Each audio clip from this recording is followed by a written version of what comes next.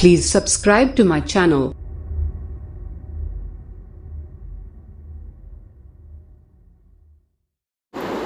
معزز ناظرین، السلام علیکم ورحمۃ اللہ وبرکاتہ۔ رمضان مبارک کا یہ مہینہ چل رہا ہے اور آپ کو معلوم ہے کہ رمضان مبارک کا بابرکت مہینہ نیکیوں کا موسم بہار ہے۔ اس مہینے میں جہاں ہم دوسری عبادتیں کرتے ہیں، تراویح پڑھتے ہیں، نوافل پڑھتے ہیں، وہیں پر ہمیں یہ چاہیے کہ ہم اس بابرکت مہینے میں تہجد کی بھی پابندی کریں۔ تہجد کی نماز میں آپ کو بتاؤں، یہ نیک لوگوں کا طریقہ رہا ہے، صالحین کا شعار رہا ہے۔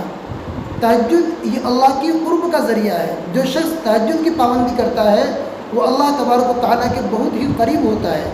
تو ہمیں یہ چاہیے کہ ہم اس رمضان مبارک کے بابرکت مہینے میں تہجد کی ضرور پابندی کریں۔ ویسے اگر دیکھا جائے تو رمضان مبارک کے اس بابرکت مہینے میں تہجد کی پابندی کوئی مشکل چیز نہیں ہے، کیونکہ ہم سحری میں اٹھتے ہی ہیں۔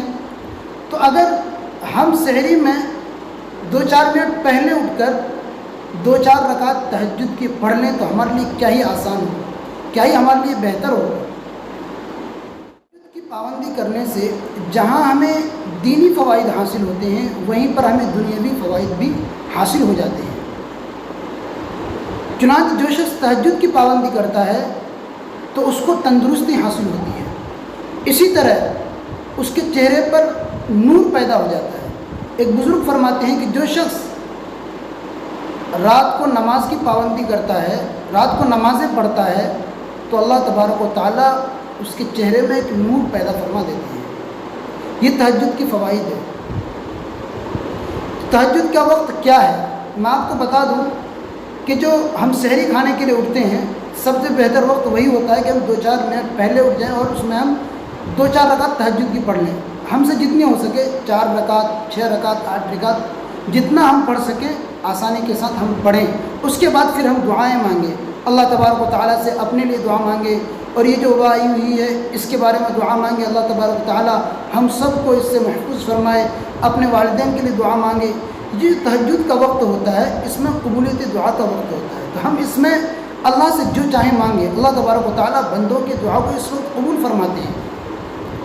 تو تہجد کا جو اصل وقت ہے وہ سو کر اٹھنے کے بعد ہے۔ یہی آپ صلی اللہ علیہ وسلم کا معمول رہا ہے۔ اب بہت سے لوگ یہ سوال کرتے ہیں کہ اگر ہم رات میں اٹھ کر نہ پڑھ پائیں، ہماری آنکھ نہ کھلے یا اٹھنے میں تکلیف ہو، تو ہم کیا سونے سے پہلے اس کو پڑھ سکتے ہیں؟ تو جاننا چاہیے کہ اگر کوئی شخص اس کو رات میں اٹھنے میں تکلیف ہو یا اس کی آنکھ دیر سے کھلتی ہو، تو اگر ہم سونے سے پہلے بھی اس نماز کو پڑھ لیں تو ہمیں اللہ تبارک و تعالیٰ سے پوری امید ہے کہ اللہ تبارک و تعالیٰ پورا کا پورا ثواب عطا فرمائیں گے۔ تو ہم رمضان مبارک میں تہجد کی ضرور پابندی کریں اور اس میں اپنے لیے، اپنے رشتہ دار، عزیز و قریب سب کے لیے دعا کریں۔